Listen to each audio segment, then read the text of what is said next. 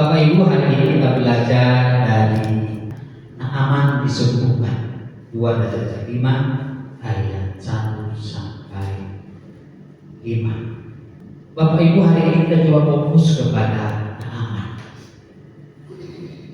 Semua kita di dalam menjalani hidup ini, selagi kita masih mengembuskan nafas hidup, berarti kita tidak lepas dari sebuah pergumulan. Belum ada orang yang masih hidup lepas dari pergumulan. Mungkin kita lihat orang yang sudah mapan secara ekonomi, tapi ada saja pergumulan hidupnya. Mungkin anaknya tidak bisa diarahkan, atau keluarganya yang menjadi pergumulan. Hari ini kita melihat dari seorang Naaman. Naaman ini sangat lengkap ditulis. Ada beberapa keunggulan Naaman. Yang pertama, dia seorang panglima. Kalau panglima itu berarti pimpinan tentara, pimpinan daripada pejuang-pejuang perang, ya. Yang kedua, dia dikatakan terpandang di mata raja. Lihat, arti terpandang itu bisa diibaratkan orang yang berkualitas. Dia berbobot dan dibutuhkan oleh kerajaan. Yang ketiga, disebutkan dia disayangi oleh raja, menjadi tangan kanan daripada raja. Seperti Yusuf menjadi kesayangan daripada Potifar, menjadi kesayangan daripada kepala penjara. Seperti itulah Naaman. Yang keempat, Naaman ini disebutkan dia menjadi pahlawan tentara. Ada seorang penafsir mengatakan bahwa kepahlawanan Naaman ini, dia menjaga, mengayomi pasukannya. Dia rela maju di depan untuk melindungi tentara dan prajuritnya. Makanya dia disebut sebagai pahlawan tentara. Jarang kita temukan seorang pimpinan yang mengorbankan dirinya untuk melindungi prajuritnya. Tapi Naaman ini, dia menjadi pahlawan prajuritnya.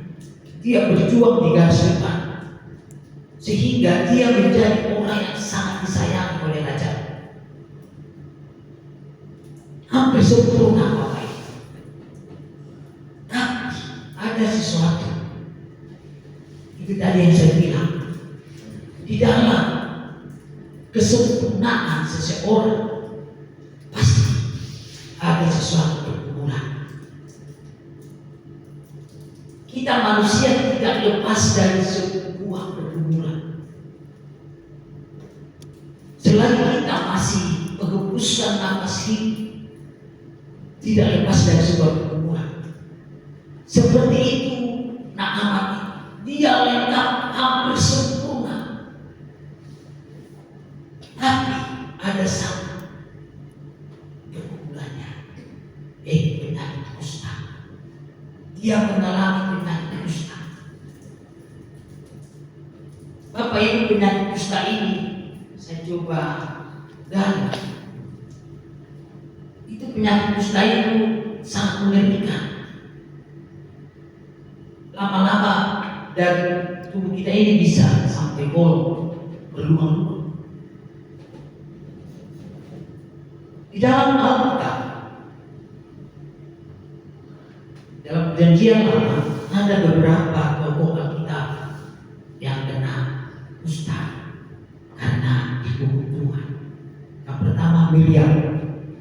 Dia menentang Musa, akhirnya dia kasih kutukan, yaitu penyakit kusta.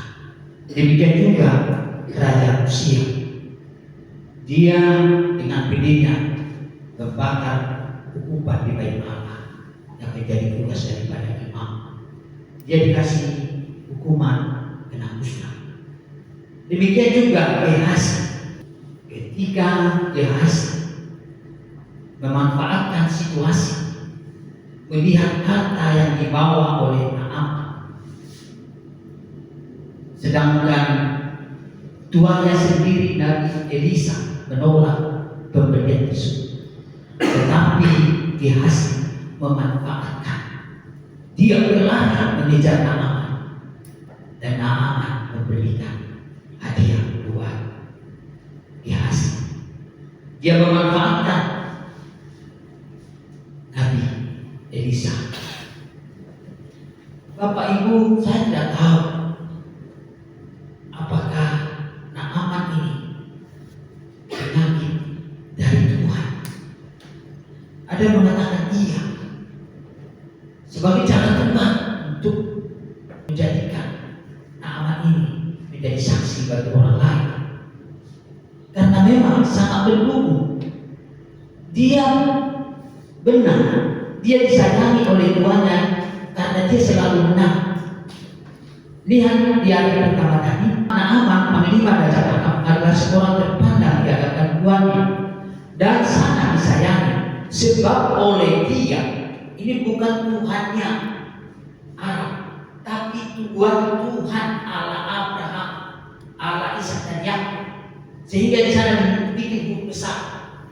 Artinya Tuhan di pihak Arab untuk mendisiplinkan, untuk menghukum bangsa Israel.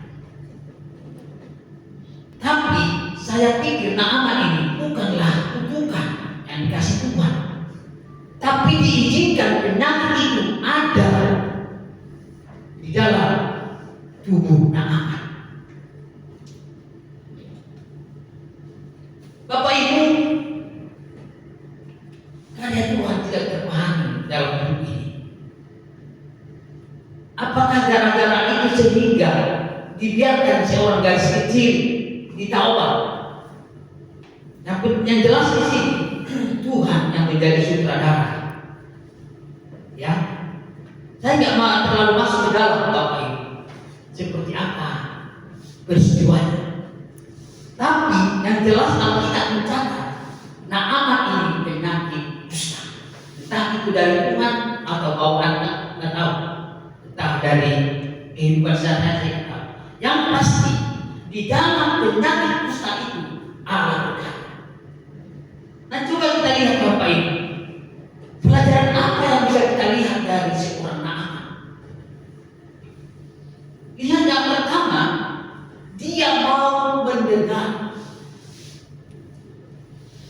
Dia mau mendengar omongan daripada anak perempuan. Di sana dikatakan ayat 3. Berkatalah gadis itu kepada nyonyanya, sekiranya Tuhan menghadap nabi yang di Samaria, maka tentulah nabi itu akan menyembuhkan dia dari penyakit. Ini siapa gadis kecil ini? Siapa anak perempuan ini? Sehingga Naaman harus mendengar dia. Gadis kecil ini seorang tawanan, seorang pelayan. Dia bukan seorang dokter, dia bukan imam, dia bukan nabi, dia bukan ahli taurat, dia bukan tabib. Tapi dia seorang anak perempuan yang ditawan oleh Naaman menjadi pelayan. Tapi kenapa Naaman yang hebat itu, panglima tertinggi itu mau mendengarkan anak kecil tersebut? Bapak Ibu, tidak gampang seorang bapak mendengarkan anaknya. Tidak gampang seorang tuan mendengarkan pembantunya. Tidak gampang. Ada yang menganggap rendah anak kecil. Selalu kalau ditanya kamu, tahu apa kau masih bocah, sana kau, tahu apa ini. Coba kita pikirkan Bapak Ibu, seandainya Naaman tidak mau mendengarkan omongan daripada gadis kecil ini, ada kesembuhan? Tidak ada. Tadi saya bilang Bapak Ibu, yang menjadi sutradara kisah ini adalah Tuhan. Tuhan menggerakkan gadis kecil tersebut untuk menyampaikan bahwa di Israel, bahwa di Samaria ada seorang nabi yang sanggup menyembuhkan penyakit tuanmu.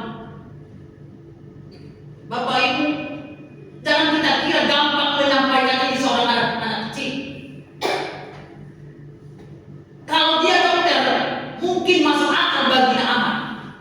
Kalau dia nabi atau rasul, mungkin masuk akal bagi Naaman untuk mendengarkannya. Tapi ini seorang bocah, seorang anak perempuan yang ditawan dan menjadi belai. Tapi lihat Bapak Ibu, gadis kecil ini membuang pemikiran seperti itu. Tugas dia hanya menyampaikan, diterima atau tidak itu urusan daripada Naaman. Hendaknya hidup kita sebagai saksi bagi orang lain, itu urusan Tuhan. Kita hanya menyampaikan kabar baik, diterima apa enggak, itu urusan orang itu. Jadi jangan pernah menjadi saksi Bapak Ibu. Kita belajar dari seorang gadis kecil ini. Dia berani bersaksi, mau diterima apa yang dia sampaikan. Saya yakin ini didorong oleh iman daripada gadis kecil tersebut. Karena Arab itu adalah orang-orang kafir. Tapi Alkitab mencatat gadis kecil ini teguh di dalam imannya. Dia tetap menyembah Allah Abraham yang disembah di Israel. Ini Bapak Ibu, Naaman mau mendengarkan. Kita dengan kebenaran itu, makanya Tuhan ciptakan kita dua telinga sama, supaya kita banyak mendengar. Lihat, kita banyak mendengar seperti Naaman ini. Dia mendengarkan siapapun yang berbicara kepada dia. Nah, ketika dia sampai di depan pintu rumah daripada Nabi Elisa, dia marah. Hanya disuruh seorang suruhan untuk mengatakan, mandi aja kau di sungai Yordan 7 hari. Bukan Elisa yang turun, bukan Elisa yang buka pintu lalu menyambut Naaman, tidak. Tapi seorang suruhan yang disuruh oleh Elisa, suruh dia mandi 7 kali di sungai Yordan. Sebagai seorang pejabat panglima tentara, Naaman tersinggung akan hal ini. Dan tidak berkata, saya kira dia datang untuk menjamah luka saya dan mendoakan saya dan memanggil nama Tuhan. Tapi saya hanya mendengarkan omongan dari seorang suruhan. Lalu para pegawainya bilang, hal-hal yang sulit dilakukan tersebut pasti kamu lakukan. Tapi kenapa hanya mandi 7 kali? Kenapa kamu tidak lakukan? Dia mendengarkan ajudannya, dia mendengarkan prajuritnya. Inilah yang membentuk dia menjadi pribadi yang hebat, karena dia mau mendengarkan. Ternyata Bapak Ibu, untuk menjadi orang yang hebat itu tidak perlu bulu-bulu, rendah. Hanya orang yang rendah hati, yang mau mendengarkan bawahannya dan mau mendengarkan anak kecil. Makanya Bapak Ibu, inilah yang membuat Naaman ini menjadi seorang terpandang di mata raja. Dia disayangi oleh rajanya. Dia menjadi pahlawan tentara karena dia sangat rendah hati dan dia termasuk orang yang menghormati bawahannya dan anak kecil. Bapak Ibu, kita perlu belajar dari seorang Naaman. Saya pikir Naaman ini karena hatinya rendah hati, makanya dia mau mendengarkan daripada anak kecil dan para prajurit. Sehingga Bapak Ibu, ketika daripada anak perempuan tersebut, akhirnya dia sembuh. Makanya Bapak Ibu, tadi di nas PPP kita di dalam Amsal 18 ayat 12, tinggi hati mendahului yang curang, rendah hati mendahului kehormatan. Orang yang rendah hati akan dihargai dimanapun. Bahkan orang yang rendah hati akan diberikan tempat yang mulia. Makanya Bapak Ibu, janganlah menyombongkan diri, tetaplah rendah hati, sehingga Naaman ini disayangi oleh raja. Ada dua yang dia dapatkan ketika dia rendah hati. Yang pertama, kesembuhan. Itu yang paling penting. Dia mengalami kesembuhan dan dia mau mendengarkan. Mungkin dia bimbang di dalam hatinya, apakah saya harus berangkat? Apakah saya harus pergi? Kan di Israel dia jajahan kami. Apa yang saya dapatkan di Israel? Karena memang Israel menjadi jajahan daripada Aram pada masa itu. Dan dia pergi ke rajanya untuk meminta arahan atau pendapat. Lalu rajanya kasih, pergilah. Ini menjadi ciri khas orang pemimpin seperti Naaman, mau mendengarkan, mau bertanya, apakah saya harus pergi apa tidak kepada pimpinannya, dan dia pergi. Akhirnya Bapak Ibu, dia mendapatkan apa yang dia lakukan itu kesembuhan. Saya percaya melalui Naaman ini kita diberkati oleh Tuhan. Mari